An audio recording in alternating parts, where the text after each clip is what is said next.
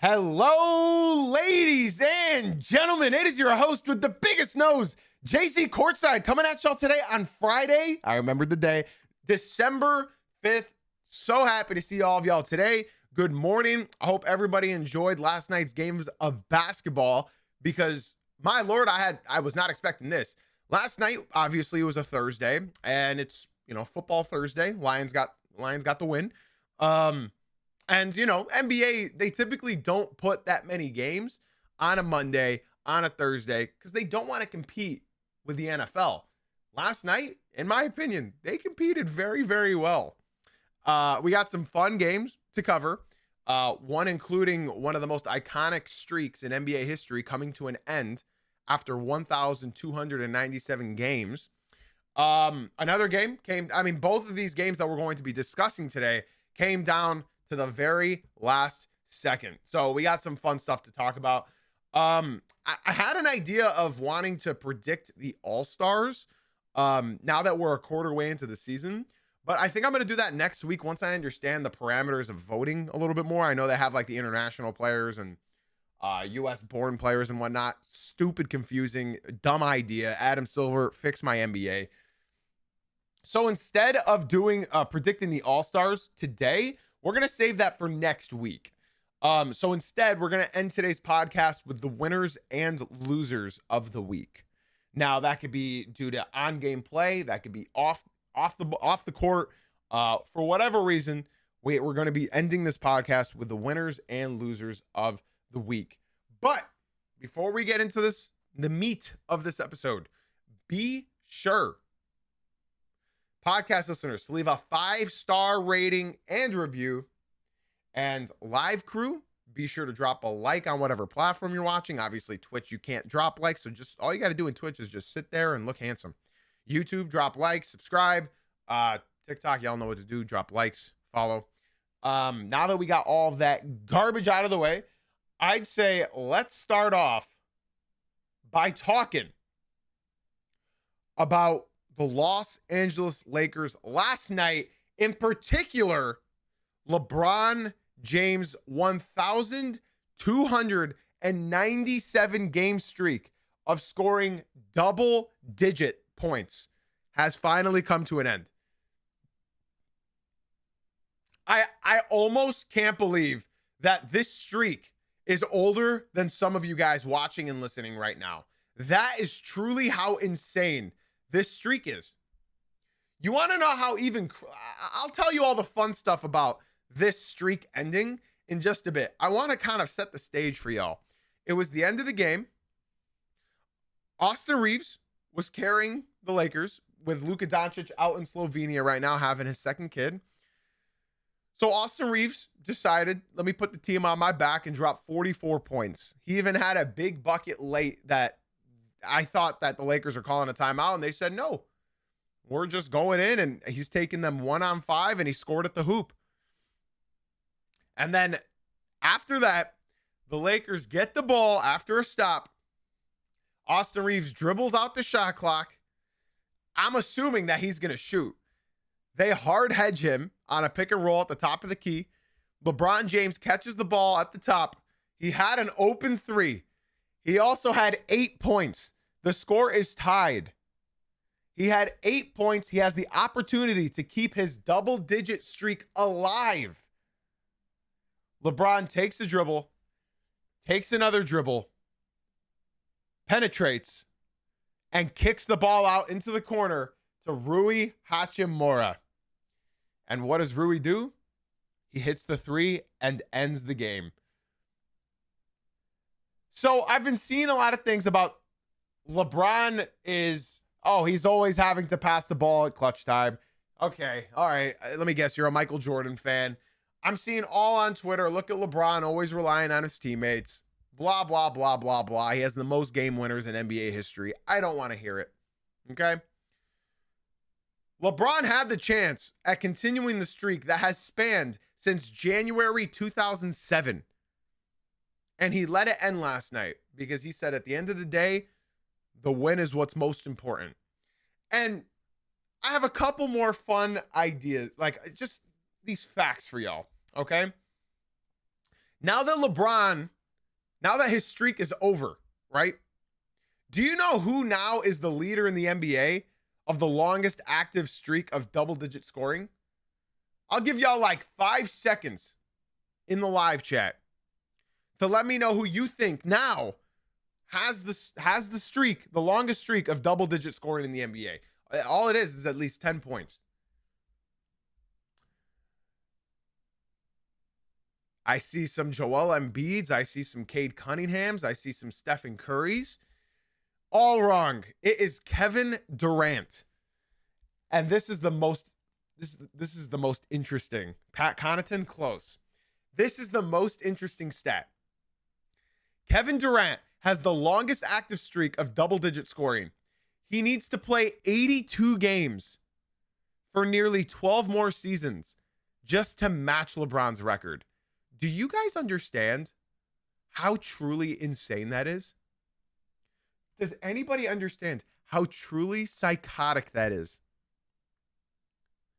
Kevin Durant needs to play 82 games for the next 12 years, meaning he cannot miss a single regular season game for the next 12 years. That would put Kevin Durant at 50 years old. He would be 50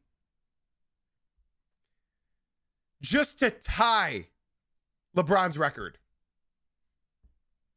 Do y'all understand how truly insane that is? Austin Reeves said this quote at the end of the game, in the post-game interview, that I think is probably one of the most true quotes that I've ever seen in sports history. And it's something that I have always said. So I'm glad that Austin Reeves shares the same sentiment as me. Austin Reeves said, and I quote, "For other people that have killed him his whole career for making the right play, if LeBron shot that one, they would have said to pass it. If he passed it, they would have said to shoot it. So you tip your hat to the guy who just cares about winning and making a right play. That's what he's done his whole career, and I'm thankful for him." That is what Austin Reeves said. And that couldn't be any more true. That could not be any more true. No matter what LeBron would have done in that moment, people would have come at his throat. Had he shot, people would have clowned him for shooting, for being selfish, and for trying to score and to try to keep that streak alive. If he passed, which he did, they're saying that he's not clutch and he doesn't pass. So no matter what LeBron could have done at this game, at the end of this game, he would have been criticized because it's LeBron James. Because it's LeBron James. Now that the streak is over, I think it's sort of time to like actually understand the magnitude of how great LeBron James truly is, right? The amount of garbage that this guy gets. Now, I'll admit, right now, LeBron James, with how he looks versus how he looked last year, it's depressing. It's definitely depressing. I think he's still getting back into form. I think he's still getting back into shape. So I'm not ready to say he's washed and it's over, right? I think he's just taken a little bit more time to get clicking, to get him ready. And if he's just a third option, averaging like 16 to 20 some points, I think that's more than enough for what the Pistons need out of him. You know, they have Luka Doncic, they have Austin Reeves, who's jumped out of his shell. I think it's amazing. And I don't think LeBron needs to push himself whatsoever. I think he needs to slowly get back into his peak form so that they have him in the playoffs, right? I see a very funny comment in the TikTok, and it's probably the only message I'm going to read from him. It's actually very, very funny. I'm going to read this, and I want you guys to hear it. If LeBron will start comparing himself to Jordan and Colby, they won't say nothing. Even last year, you can't compare him to Jordan or Colby. Thank you. You just proved my point right there, Mr. David Mendoza. Nobody cares. We're talking about LeBron James right now. Nobody's talking about Colby or Michael Jordan. We're talking about LeBron James. Okay. Did I say something about the Pistons? What's wrong? Did I say something about the Pistons? What I say about the Pistons? All right, live crew's coming at me. I have no idea what's happening. Apparently, I said something about the Pistons. I am unsure of what I said about the Pistons. But the Pistons are what you said. Pistons instead of Lakers. Oh, well, my fault. Listen, I'm a Pistons fan, bro. They're always on my head. Okay, like I said, unbelievable finish for LeBron James and the Los Angeles Lakers. I don't want to understate this. Austin Reeves had 44 points. Jake LaRavia with a nice 14 points off the bench. Nick Smith Jr. 12 points. I mean, you're just getting production from guys that you don't think. His assists are up. You know what I'm saying? His assists are up. I completely agree. And you know, he trusted Rui to hit that shot. And it, like, worst case, right? Worst case, if Rui would have missed that, then he probably would have got his double-digit points in the overtime. You know what I'm saying?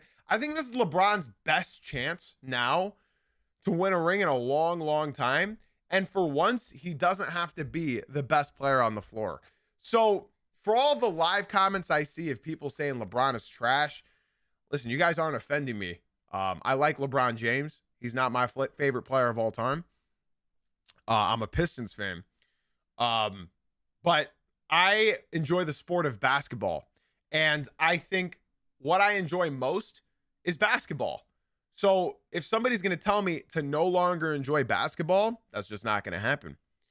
I thoroughly enjoyed watching LeBron make that game-winning pass and hitting Austin Reeves. I think that was a great play. That was obviously the game-winning play. He didn't have a good shooting night. He shot 4 for 17, 0 for 5 from deep, and that's okay. My GOAT, Cade Cunningham, had missed 40 shots in a game this season. So it happens. Even the best of players have bad shooting nights. It just happens. Jalen Brunson just had a stinker the other night too. So anybody like clowning a 41-year-old for efficiency, just know he doesn't know who you are, and he's still walking around with $1 billion, and he's good, man. He's good. On the other side for the Raptors, I didn't think that the Raptors were missing RJ Barrett as much as they are. RJ Barrett, dude, for a guy that they don't run plays for, they actually need him on this team. Scotty Barnes was pretty impressive in the first half. He didn't do anything in the fourth quarter. Scotty Barnes actually didn't do anything in the fourth quarter. I didn't know that RJ Barrett was this important to this team. I knew he was playing very, very well for them.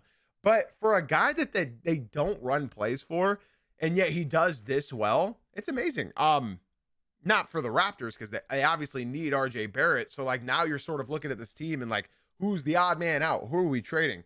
Nobody wants Emmanuel Quickly, even though he's been playing well as of late.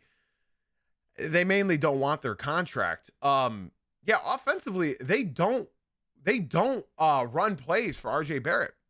Toronto is not on a winning streak, for anybody that just said that. Toronto's on a skid right now. Ever since they lost RJ Barrett, they've lost 3 out of the last 4 games. So they're on a skid. Jakob Poeltl would help out a lot. His issue is his back pain. He's been going through it this season. Yeah, overall, I wasn't impressed with the way that Toronto finished this game out. They brought the game back up. They came back in it, and they just sort of they let it go. They let it go. A couple hiccups here and there defensively. And that was it. They had a great third quarter, but yeah, that was not good. I understand that the Raptors won 9 straight and lost 3 out of the last 4. That's why I just said that they've gone on a skid right now. That's how basketball works. They lost RJ Barrett, and now that they are losing these games, it's not looking that good. For the trade RJ Barrett crowd, I think they're getting hushed up real quick because RJ Barrett has been so freaking valuable to this team. For a guy they run 0 plays for, he's been magnificent. And that's something that I love to see because I'm a big RJ Barrett fan. I've always rooted for him. He's averaging 19.5 points, 5 rebounds, 4 assists. So it's not like he's moving the ball that much. Emmanuel Quickly is the leading in assists. A guy that I love on Toronto is Jamal Shed. But last night, sort of, he might be one of the key reasons why this game was this close to begin with, but why they also sold it. Jamal Shed was playing a little too over eager in that fourth quarter. He was running up the court, playing hard, but you're giving Austin Reeves an open lane when there's only a couple plays left in the game. That's not going to work. That's not going to work. Yeah, Jamal Shed's been playing really, really well, but last night I think he was trying to do too much. So with that loss, the New York Knicks move back up to the second seed. They are technically tied, but they own the tiebreaker on that. Yeah, that's really all I have to say about the Toronto Raptors. I like the way that they play. I love Toronto as a franchise, but that's my main issue. It's just like know your role and get RJ Barrett back. Jakob Poeltl would have helped them on the glass a lot. But yeah, that's just how it goes. Going back to the Lakers very briefly.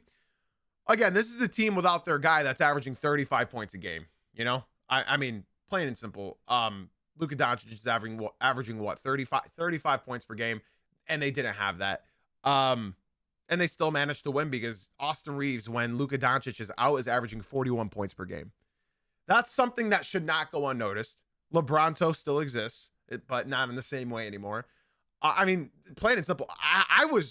Listen, I did not think that Austin Reeves was this good going into this season. Color me surprised. Color me a non-ball knower. I did not think, like, please be honest with me, y'all. Austin Reeves has taken a leap, right? Austin Reeves has taken a leap, not just scoring, but IQ-wise, right? This isn't just me noticing. This can't just be me noticing. Because the way Austin Reeves is playing this year, he truly looks like a completely different player. Like, okay, I actually got to look. Last year, he played 73 games. That's great. And he averaged 20 points per game on 37% from three-point shooting and 46% from the field. Yeah, I mean, bro, he increased his field goal percentage by 6%. His three-point shooting has stayed the same on more attempts. And I know it's still early in the season, but Austin Reeves is averaging 29 points per game. This is insane. Like, I think he's still up for candidate in the most improved, right? My candidate is my nominee is Jalen Duren for the Detroit Pistons because he's increased his points by 10 points per game. But so has Austin Reeves. Nickeil Alexander-Walker as well. Like, I think he's increased it by 9 points too. I did not know Austin Reeves was this cold, but he really is. Like, no team wants to go up. He's unbelievable. And how old is he? 27. Oh my God. I'm 2 months older than this guy. I'm 2 months older than Austin Reeves. God, what am I doing with my life? But you know, I'd say there's two paths to success in this world, right? It's being in the NBA or having a job where you talk about the NBA. I got the next best thing. Okay. I'll make one last point about this game. One last point. And it's not about LeBron's streak ending. It's not about Austin Reeves. It's not about Luka Doncic. It's about Scotty Barnes. From an outsider, right? From an outsider. Do we have any Toronto fans in the building, in the Twitch stream, YouTube stream, TikTok stream? Do we have any Raptors fans? I would love to hear your guys' opinions on Scotty Barnes as a player. 4 years now into the NBA. If you guys could do me a solid favor, come through to the Twitch stream, put your opinions on him. Actually, I see Chase in the TikTok said, I'm pleased to see his growth. I expected 23 at most. You're talking about Austin Reeves. Yeah, he's averaging 29 this year. You're talking about Austin Reeves. I got you. Well, okay, if y'all can do me a favor, come through to the Twitch stream, because that's the chat that I have the biggest on my screen. The rest of them move too quickly, like TikTok and YouTube. Come through to the Twitch stream. The link is in my bio. I want to hear some more opinions on Scotty Barnes. So if you guys are enjoying the podcast on TikTok or YouTube, I'll assure you the stream's much better over on the Twitch. The link is in my bio, Jay-Z Uncut on Twitch, because I'm going to be fully honest on my opinion on Scotty Barnes. Don't throw tomatoes or rocks at me, right? This is from an untrained eye of Scotty Barnes. I was expecting a leap. Me personally, I was expecting a leap. And he hasn't done that yet. I'm not saying he can't do that this year, but I was expecting a leap. I would love to hear this from Toronto fans, because I can't lie and say I've watched every single second of every Toronto game. I was expecting a leap offensively. Defensively, yeah, this kid's a monster. We know that. But I sort of expected Scotty to take that leap offensively. And so far this year, he has not shown me that. So for Raptors fans, I see my man Mo just left the TikTok and came through to the Twitch stream. I appreciate you, brother. Shout out to you. Let me know. I'm curious. Obviously, I'm not going to lie and say I've been watching every Toronto game. I haven't. So I don't want to pretend to know about what he's done. I don't know if it's a bad take. TikTok, the guy named Lloyd in the TikTok said that was a bad take for me, saying that he hasn't taken a leap offensively. Let's see if that was a bad take or not, chat. I'm very curious. I'm going to just come up to a conclusion by myself. So last year, Scotty Barnes played 65 games. He averaged 19 points. He's averaging 20 points now. So he went up by 1 point. Is that a leap offensively, Lloyd? Let's see. Offensively, rebounding, he's gone up by 0.3. Assists, he's gone up by 0.6. Steals are the same. Blocks up by 0.7. Let's see. Field goal percentage, he has increased by 6.5%. And 3-point percentage. Okay. It's still early in the season, but he's increased by 14%. That's incredible. So if he can keep that 3-point shot consistent, and I mean, he's attempting less this year, to be fair. But yeah, that's still pretty good. Can he be a main guy? Because I think we all know, and I don't want to burst any Toronto Raptors fan base, but Brandon Ingram does not perform in the playoffs. So if Brandon Ingram, I knew you were going to say that. Okay, so Lloyd said that. He said, bad take.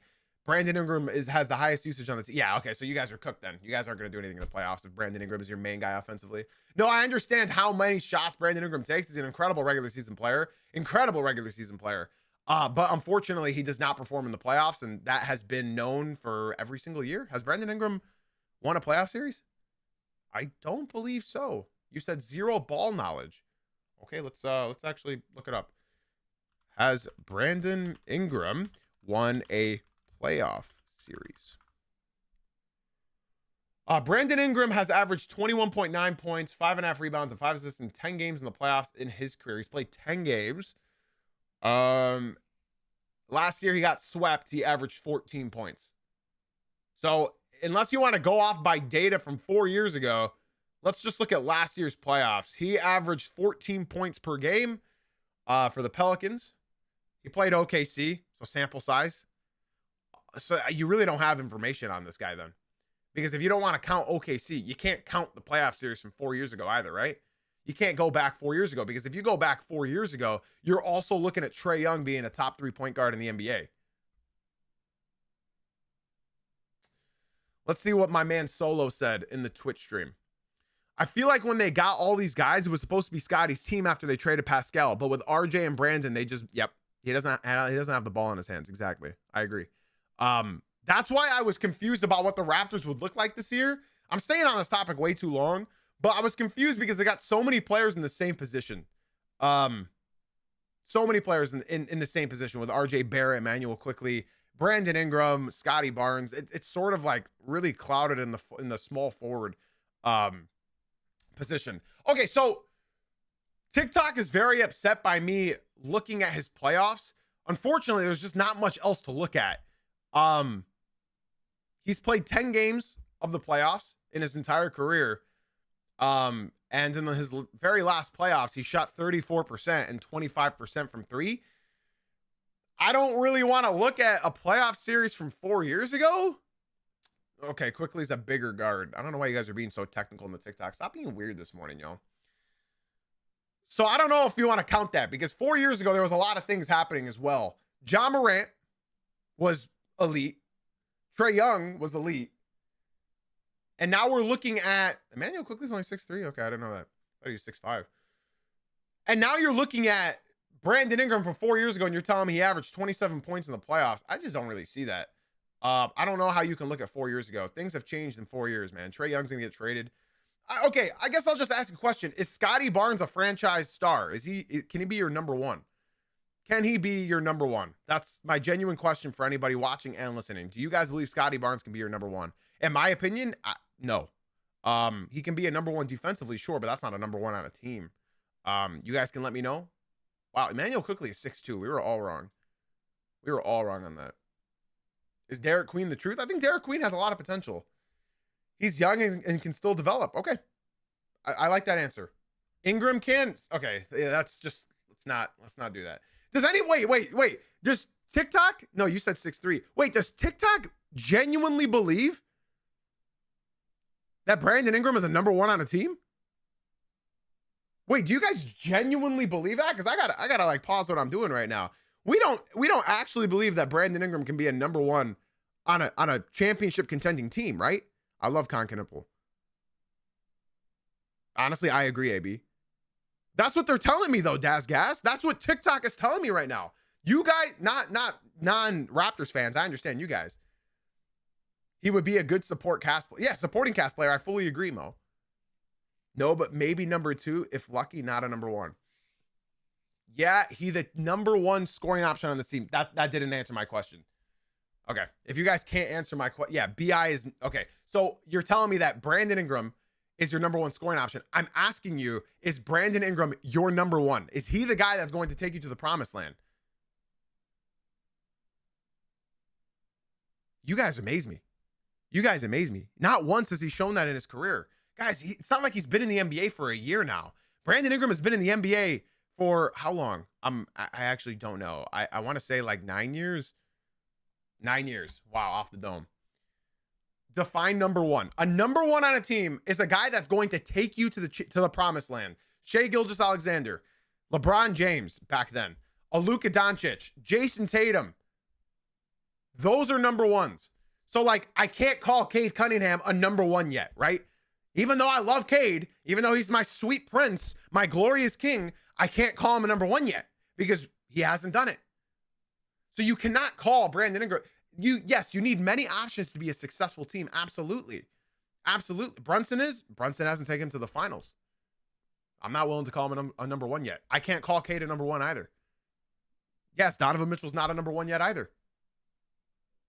No, you guys are saying number one on a team. I'm saying number one leading their team to the championship. Brunson is not a number one if he has not taken him to the finals yet. You're telling me I'm taking Tyrese Halliburton as far as the number one goes because he actually went to the finals. Jalen Brunson has made it to the conference finals one time. I'd say Anthony Edwards is more of a number one than Jalen Brunson because he's made the conference finals twice. So if Jalen Brunson makes the conference finals twice, there you go. He can be a number one. But at the end of the day, a number one is the person who gets it done. The team has no clear one. Okay, so then they have no chance at going all the way because you can have a good team all around, but every team needs a number one. Jalen Brunson is a top, at worst 10 player in the NBA right now. So like saying that he's the number one, I'm not saying that he's not the best player on that team. What I am saying is that can he be the best player on a championship contending team? That's what a number one has always been considered and looked at. So for everybody that's upset about that opinion, that is a fact. I got a Discord, I got a Twitch stream, you got all of that. Everyone, if you guys disagree with me, I got to move on from this topic. Come through to the Twitch stream. We're going to have some real engaging conversations, all right? Jay-Z Uncut on Twitch. In my opinion, Tyrese Halliburton's a 1A. Exactly. You need a 1B for Tyrese Halliburton. I absolutely agree. I absolutely agree. If you guys are truly upset, I got to move on to our next subject. I've been on this topic for way too long. If you guys want to talk about this more one-on-one, come through to the Twitch stream. Jay-Z Uncut on Twitch. We're going to move on. We're going to move on. Okay? We're going to move on. So if you guys want to talk more about this, Jay-Z Uncut on Twitch, come through. Let's move on to another very entertaining game last night with the Golden State Warriors coming back in the fourth quarter, but ultimately coming back in the second half. They were down 20, right? We're moving on from that topic. If you guys want to talk more, come to the Twitch stream and you can spit your opinions there. Your opinions and comments mean way more over on the Twitch stream than they do on TikTok. Okay, I take way more weight into it. Whew, that's where the real ball knowers are at. They're in the purple stream. Link in my bio. The Golden State Warriors fall after coming back down 20. I think they were down more than 20, right? Yeah, 24. They were down 24 and they came back and made it a game. Pat Spencer, the science teacher, came in and was lighting it up. He even celebrated by saying, "I'm him, mother effer."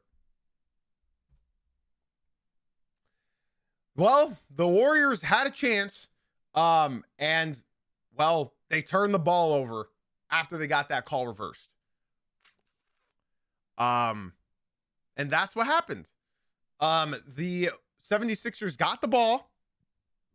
Tyrese Maxey with 35 points decided to do a step back mid-range. It was a good shot. Good defended. Well defended. And he missed. Airballed, in fact. I'm not sure if he got blocked, but airballed. VJ Edgecombe got the ball and put it back up. Still time on the clock, 0.6 seconds. I think Quentin Post rushed that thing. Threw the ball full court. Ball dropped once. And DeAnthony Melton, I believe in his season debut, got blocked by Tyrese Maxey to end the game. I don't think he was going to hit that layup anyways. I think he had way too much momentum going to the basket. But we'll just say that block by Tyrese Maxey was the game-sealing block, the game-winning block. I don't think he was going to hit that layup. I got to be honest. His momentum towards the basket looked way too fast for him to actually hit it. But the 76ers survived. They almost sold yet another game. I will be fully honest here, everybody. Fully honest. This game was a bad watch. And, I'm a Pistons fan, so we've had a lot of bad watches in my day, right? A lot of bad watches in my day. This was a bad watch. This was a very bad watch. And, it happens. That's what basketball is all about. Not every game is going to be a lights out scoring affair. I'll be honest. I don't enjoy watching the 76ers. And I think there's only one team that I enjoy less than the 76ers as far as watching goes on a consistent basis. That's the Sacramento Kings. I hate watching the Sacramento Kings. But the Warriors without Curry has got to be it's one of the ugliest displays of basketball that we can see in the modern day right now. Without Curry, this team is genuinely embarrassing. Oh yeah, the Pelicans last night too. That was horrible. I watched that collapse happen in real time. I mean, dude, I don't know if Maxey and Edgecombe will ever coexist. That's a great point, Mo. I don't know if they will ever coexist. They're doing pretty well right now, but you need one guard that can at least defend a little bit, right?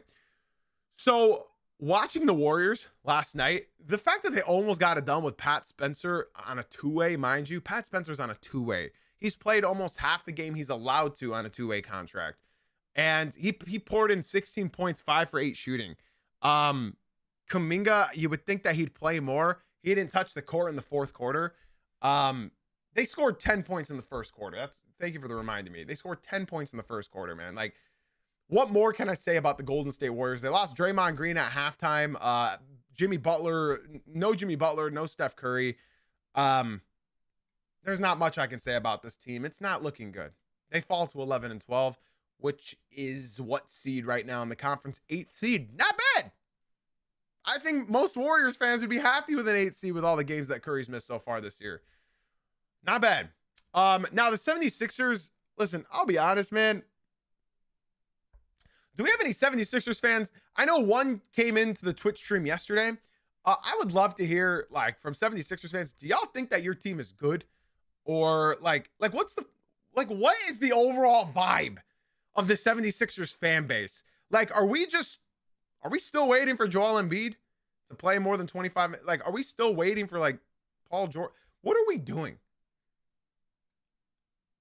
What is the vibe in Philly? It's Tyrese Maxey's franchise, right? He's the face of the franchise, right? Are we going to try something?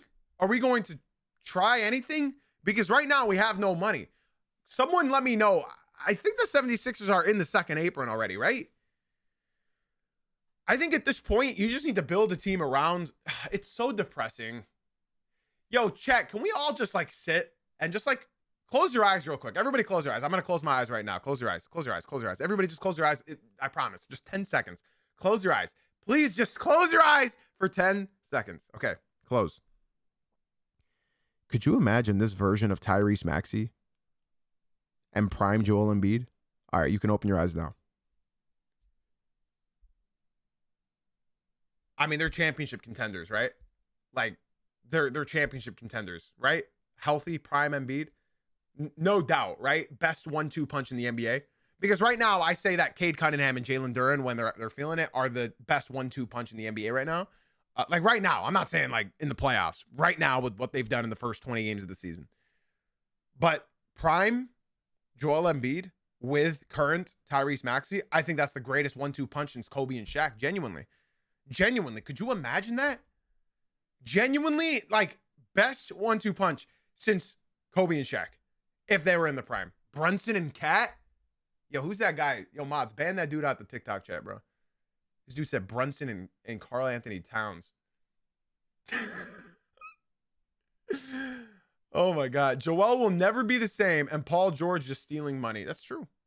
That's true.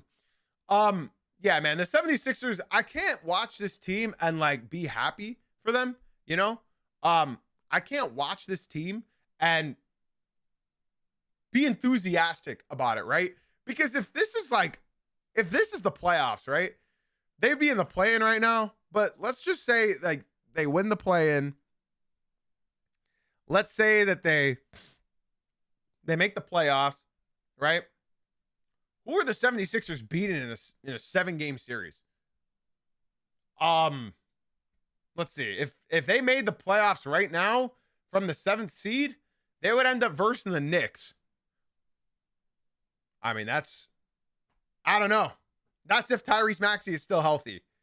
Yeah, because without Tyrese, I mean, what are they doing? Yeah, I don't know, man. I don't know. 17 Tamp, thank you for the follow on Twitch. He just came in and said they need to trade Embiid. You need to find a team that would want Embiid first and foremost. Shout out to you for coming through to the Twitch. Are you a 76ers fan? I'd love to hear like an opinion of a 76ers fan. Let's I don't know, Chad, do we continue talking about this team? Because like do we talk about the Warriors? Like what team do you think we can talk more about right now? The Warriors or 76ers? Because they're both kind of buns, you know. They're both kind of buns. No, they have no defenders. The 76ers do not play defense. That is not their motif. That is not what they do as a team. Yeah, Embiid is pretty much I wouldn't trade for Embiid. I don't think any team right now in the NBA. You like Philly? Then come and tell me your opinions in the Twitch stream because I'm genuinely curious. It's just so funny to me watching this team with Andre Drummond. With all due respect, Andre's my boy. You know, we hung out way back in the day.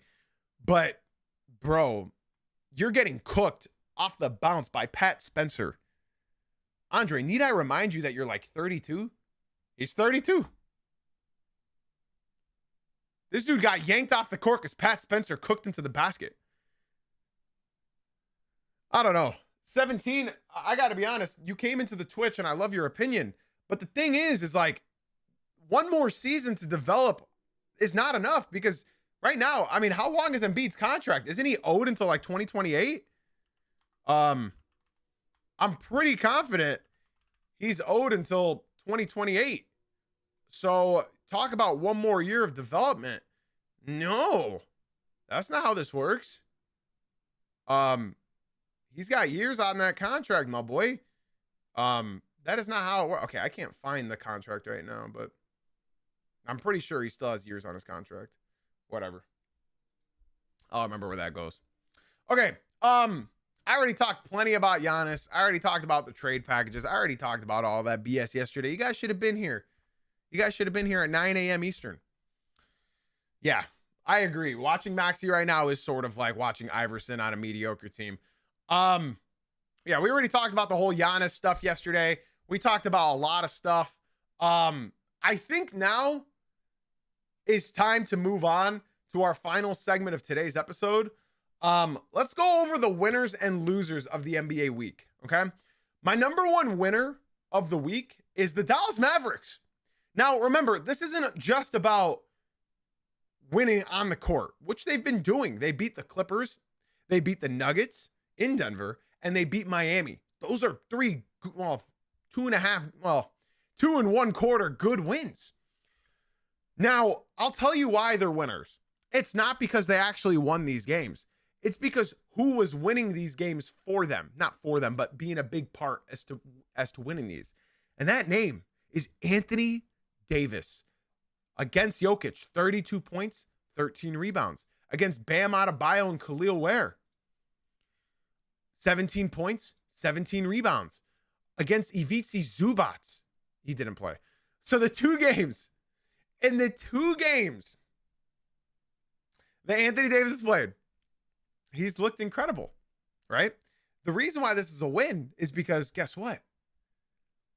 It's looking good. They're gonna get him out of Dallas. They're trading Anthony Davis. I don't see any way that they finish the season out with Anthony Davis on their team.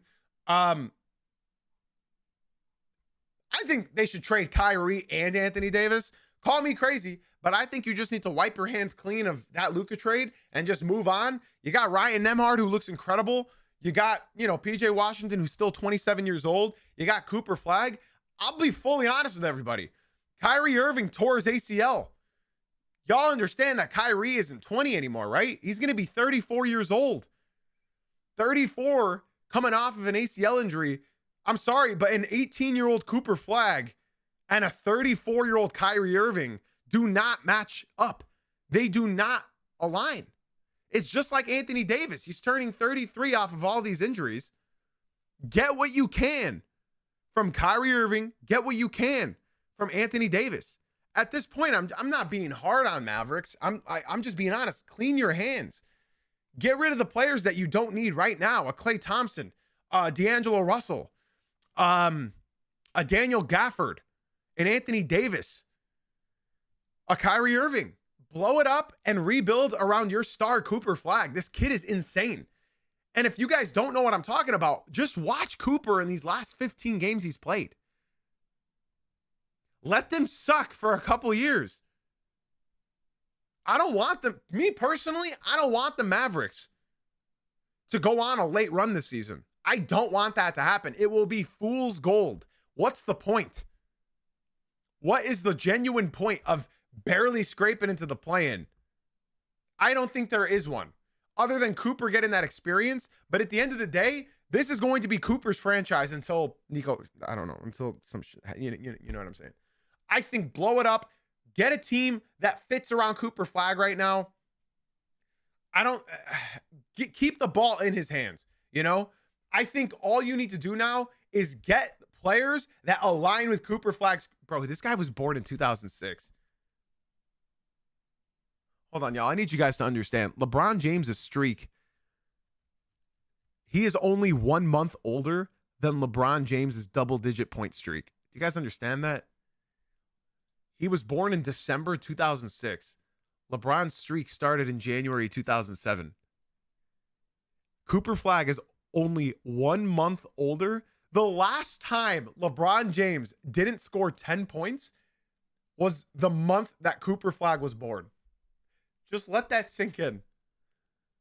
The last time LeBron James has had a single-digit scoring game was the month that Cooper Flag was born.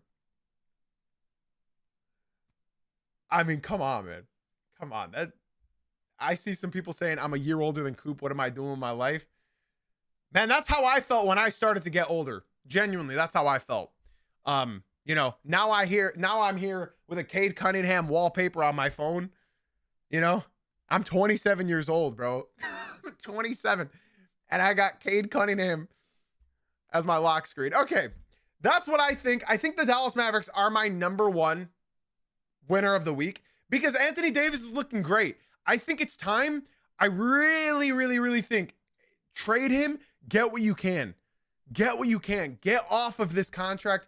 Get off the injury-prone-esque player. I love Anthony Davis. I love him.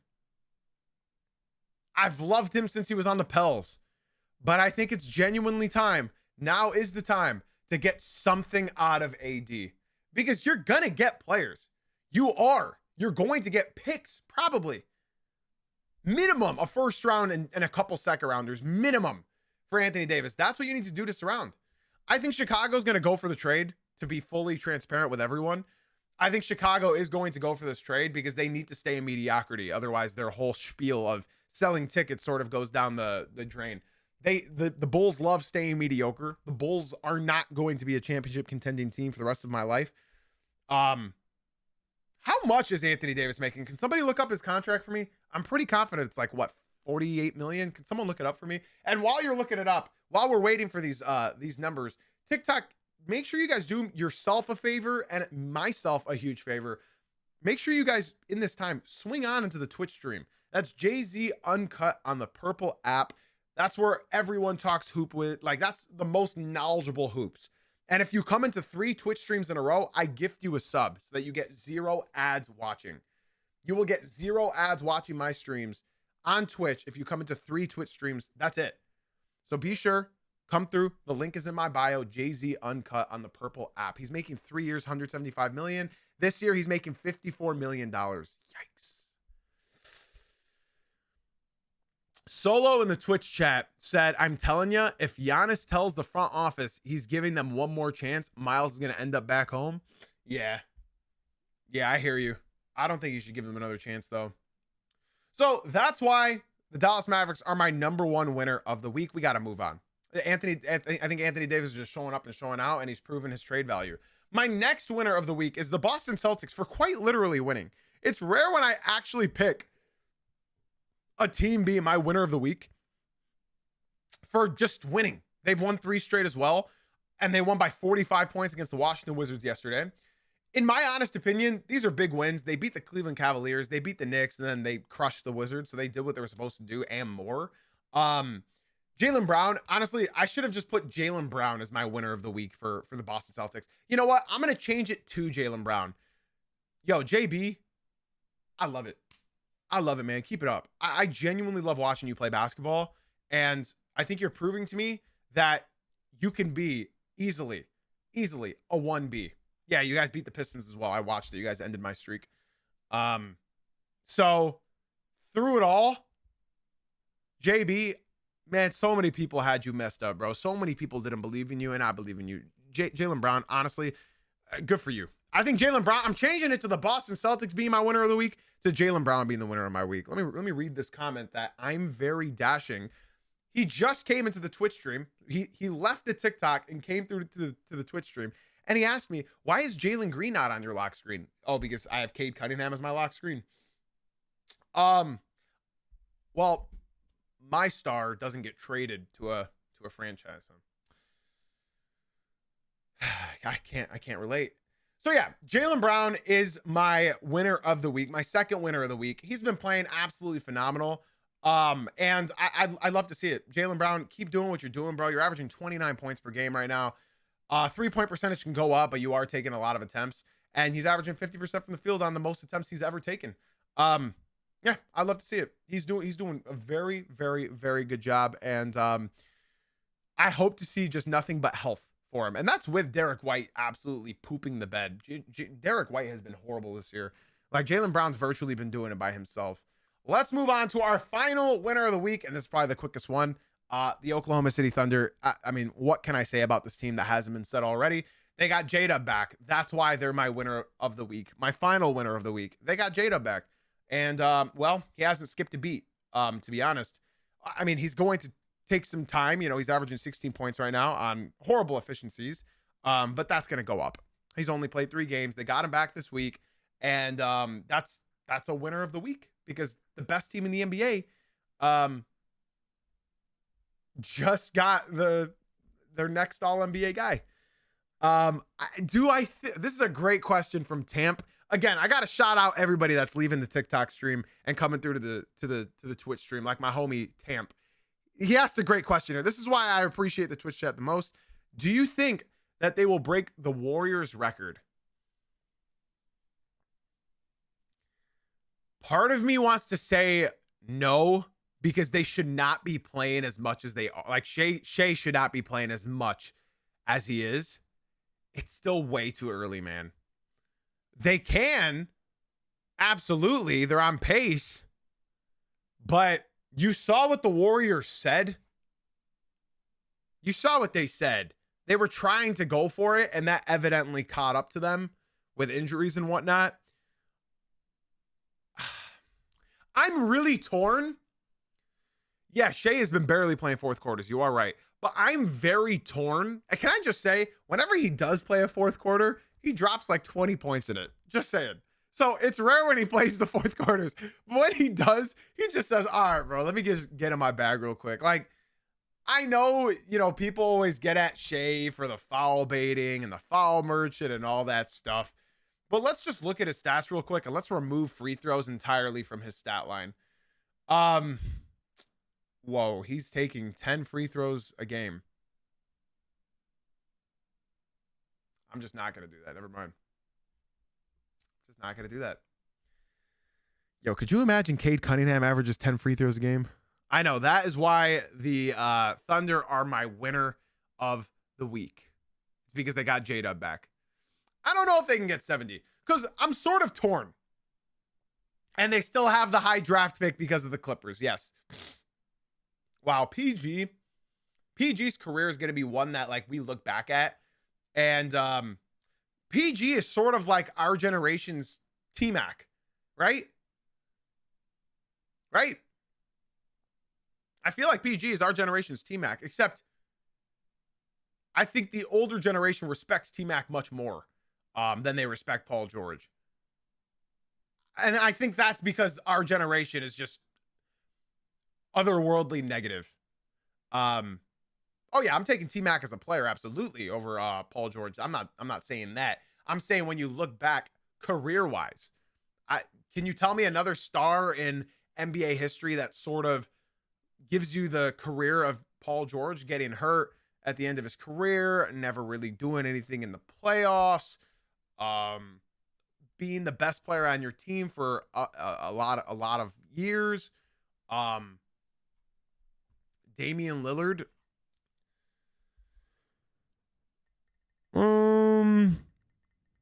Damian Lillard and Paul George. Yeah, different play styles, but sure. Victor Oladipo. Okay, we're moving on. That's why Oklahoma City Thunder is my third winner of the week. Let's move on to our losers of the week. At number 1, I have the Atlanta Hawks. Now, don't take this one to heart. Not many teams lost this week. Not many teams did a lot of things. What I will say, watching the Atlanta Hawks, I watched all 3 of their games this week, including their win against Philadelphia. Their offense in their last 2 games has looked very stagnant. They're not running as much as they did. And part of the reason being is they need more offense. Jalen Johnson is him. Jalen Johnson's the top 3 candidate right now and most improved this year. Jalen Johnson looks good, man. Jalen Johnson looks very, very good. Nickeil Alexander-Walker was my number 1 who I wanted to get for the Pistons. I really, really, really wanted Nickeil Alexander-Walker. Yeah, Trae Young has been hurt. He's been hurt, and they're playing better ever since he got hurt, so it's tough. I've been talking about trading Trae Young for the last 2 years, and I think now, finally, with them not giving him the extension that he wanted, I think it's going to happen because at the end of the season, he's got a player option, but he wants more money than his player option has. I don't know, man. I'm on team trade Trae. I've been on team trade Trae. I don't see the hype. Can we be so honest, though? Can we be so honest? What does Trae Young need to be surrounded by for him to succeed? I'd like to see what you guys say before I say what I'm going to say, because I want to see if this is like some crazy revelation, right? What does Trae Young need around him for him to be successful? You know what Trae's good at. So tell me what he needs to be successful, because I know what he needs to be successful. Don't tell me a player. Tell me a play style. Where would you see Trae go, though? Let me see what you guys have to say. An elite big man. He's got one. Bigs. He's got plenty. Okay, so now I'm a distributor and defenders. He's got him, Liam. Okay, so you guys just pointed my point. You guys just proved my point exactly, and it's not your guys' fault. Trae Young needs defenders around him. He's got the best perimeter defenders in the NBA right now in Dyson Daniels, in Jalen Johnson, in Risha Shea's defense is incredible as well. It's the one thing. And Nickeil Alexander-Walker. He's got the best defenders on his team. He's also got some of the best three-point shooters in the NBA on his team. He's also got one of the most athletic big men in Jalen Johnson in the NBA. What more does he need? This is the best team on paper that Trae Young has ever had in his NBA career. This is the best team. They need everyone to be able to defend at such a high level. They have that. They have exactly that. The issue, I'm going to respond to what my homie Mike in the Twitch stream just said.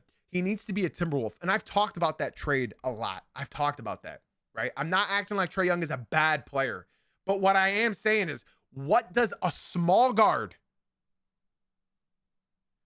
who is a playmaking first now because his shot has abandoned him for the last year and a half, what does he need that he does not play a lick of defense? They need to hide him. If he's got 4 great defenders along with him in a lineup that shoot, that attack, that also play make. Have you guys seen what Dyson Daniels is doing this year? He's averaging how many assists? 3.5 assists. No, that's his career assists. He's averaging 6 assists. They have playmaking. They have shooting. They have defense. What more does Trae Young need? Bro, Nickeil Alexander-Walker's averaging 20 points per game. Jalen Johnson is averaging 23 points per game. 23 points per game. I got to be honest, man. If Minnesota were to go for Trae Young, who would they have to give up in that sense to match that contract? Rudy Gobert? You trade Rudy Gobert. I'm not a Gobert fan, but if you trade Gobert and acquire a Ja Morant or a Trae Young, you are saying goodbye to your identity of defense and you are fully committing to offense. Because say what you will about Rudy Gobert, he is still a body that alters a lot of shots down in the paint. So I wouldn't do that. Hawks don't want Rudy either. I fully agree. So I don't know. I don't know what you would do. They have a team of great young players, and Trae Young is the odd man out. People tell me that Naz can replace Rudy. I'm going to say this again. Naz does not play good defense. Naz Reid does not play good defense. So again, if you were to trade Rudy Gobert in any system, you are no longer a defensive team. That means what took you to the conference finals for the last 2 years, you're saying bye to that. It's not going to win. And I'm not ready for the Timberwolves to make a move like that. Go look at the plus minus. I'm sick of the Rudy Gobert hate, man. I'm see me and Parlay Quay right now on my Twitch stream are just bouncing off of each other right now. Our brains are colliding because if you trade Rudy Gobert this season, your identity is gone. There is no defense anymore. If you were to have a point guard in Ja Morant or Trae Young, that means you have a lineup of Anthony Edwards who doesn't play defense on every possession. Let's not make this fake spiel that he's the reincarnation of Michael Jordan. Michael Jordan played defense every possession. Anthony Edwards takes off almost the entire first half and then starts locking in the fourth quarter if he's not gassed. Okay? Incredible offensive player, but he does not play every possession on defense. No great truly does in today's NBA. Okay? That means you are relying fully on Jaden McDaniels. Julius Randle's not going to play defense. Naz Reid isn't going to play defense. Ja Morant, Trae Young, whoever they get is not going to play defense. And Anthony Edwards is not going to. Jaden McDaniels, as good as he is, cannot defend 5 players on the court. I don't know why we're getting so off topic. The segment was talking about the Atlanta Hawks being the loser of the week. I don't know. I got off topic. That's the beauty of podcasts. You can get off topic and talk hoops. As long as we're still talking hoops. When Rudy Gobert is on the court, I know people love clowning Rudy Gobert. I'm not a fan of him, okay? Go look at the plus minus when Rudy Gobert is off the court. He's undervalued now because he's not winning DPOY. Thank you. His contract is pretty bad in today's modern NBA, but yeah. The Atlanta Hawks are my first loser of the week. Their offense was incredibly stagnant in the last 2 games.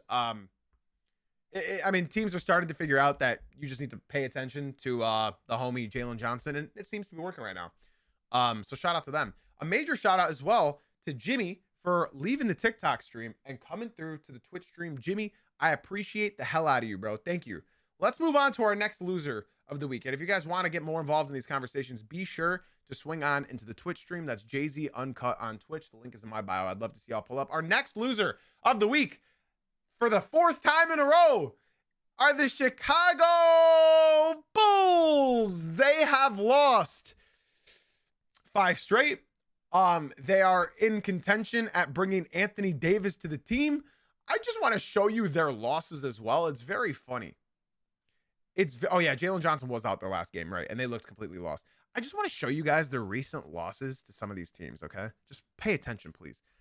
In this streak, they have lost. Listen, to the Jazz, they gave up 150 points to the Jazz. They lost to the Pelicans. They lost to the Hornets. They lost to the Pacers. They lost to the Magic. That's okay. They lost to the Brooklyn Nets. You can't pay me to be a Chicago Bulls fan, man. And now they're going to save their team from mediocrity by trading for Anthony Davis. You know why?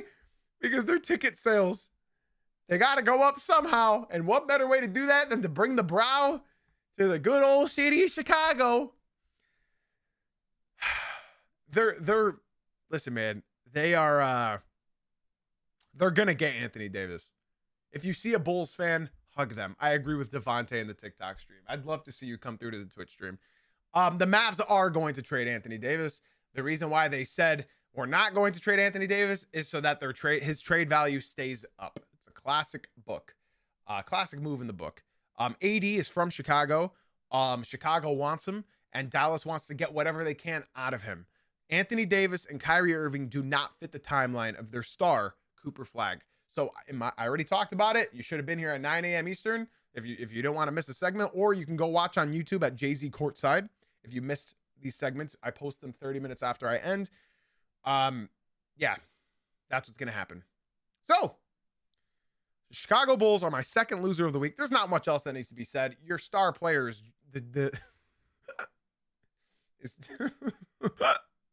is Josh Giddey. Josh Giddey. Let's move on to our final loser of the week. And this one's pretty obvious. This one's off the court more than it is on the court. The Los Angeles Clippers did something that I think will stay with this team for the entire the future of this franchise. It shows you how poorly managed the Clippers are.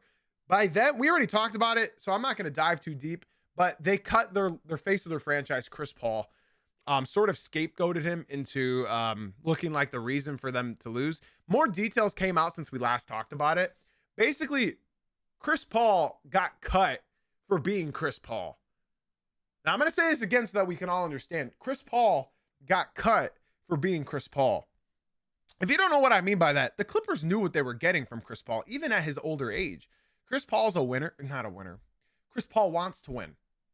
Chris Paul is a very competitive guy. If he sees something that's not working, he's going to be annoying about it. That's Chris Paul. He's going to get on people's back. He's going to tell people what to do. He's going to tell people this is what we need to do to win. So he made it. He requested a meeting with head coach Ty Lue, who I don't like. The only reason he has a job is because of LeBron James. Let's be so real with ourselves. Just like, listen, if we need to do another segment, there's a couple segments I want to do, but a segment that I want to do is the most overrated coaches. And I think Doc Rivers and Ty Lue are like on the top of that list. That 08 ring for Doc is so gassed up. So people could say in the Twitch stream, Burns said biggest ego for someone who can't win a chip. And while I agree with you, that is who Chris Paul is. That is who they knew they were getting. That's who they knew they were getting. They know who Chris Paul is. They know the kind of player and competitor he is. So when you refuse a meeting with Chris Paul and then tell him to go home, that's on you. That's as a franchise. There was something that I saw on Twitter. I want to show you this, okay? So the Spurs, who Chris Paul didn't even play their entire, he played what, a year and a half there? The Spurs gifted him with this award, right? Gifted him with this award. And on this award, it has every single player he's ever threw an assist to. Every single player he's ever assisted in his entire NBA career is on this. The San Antonio Spurs is a model franchise. This is what every franchise aspires to be. They're treating a guy who they rented better than the team that he had an explosion with and made your team freaking relevant. The Los Angeles Clippers did not just cut Chris Paul. I think they shot themselves in the foot for a long, long time. The only way you're going to get another player here is the player who's a semi-star that is not good enough to go to the Los Angeles Lakers. Somebody that just wants to live in Inglewood, California, which is a very dangerous town from what I've heard. And they're not good enough to go on the Lakers. So what's his name? Steve Ballmer, the guy that paid Kawhi Leonard under the table. The only way that he'll be able to get players here is if he overpays the hell out of them. Did I just see a Donald Sterling shout out in 2025? Okay, man. The Los Angeles Clippers are my final loser of the week. And with that, ladies and gentlemen, that's going to do it for our podcast. That's going to do it for our podcast. I'd like to give a final shout out to the homie Q Mob for dropping a follow on my Twitch stream. Q Mobs came in and said, just delete the Clippers franchise at this point. I'm with you. I'm with you. Move him to Seattle. I'm done. What is this last comment that I'm seeing in the TikTok? Do you think Dante DiVincenzo ever leads a team to the finals? Okay, let's just, like I said, that's going to do it for the week. I'd like to give special shout outs to everybody that's dropping follows on the TikTok as well. The homie Daz, Gaz, Bat, and Matthew. I appreciate all of you guys very, very much. Yeah, yeah, wait, hear him out though. Okay. With that being said, ladies and gentlemen, Twitch chat, stick around. We're not done yet. So Twitch chat, stick around for a few minutes real quick. YouTube, I appreciate everybody. TikTok, I appreciate everybody. Podcast listeners, make sure you leave your 5-star ratings and reviews. Be sure to drop a like, subscribe, follow, do all that jazz, and it would really mean the world. I got nothing left to say, y'all, except for thank you for being here. Thank you for being you. And as always, guys, thank you for watching / listening. I'll see y'all Monday at 9 a.m.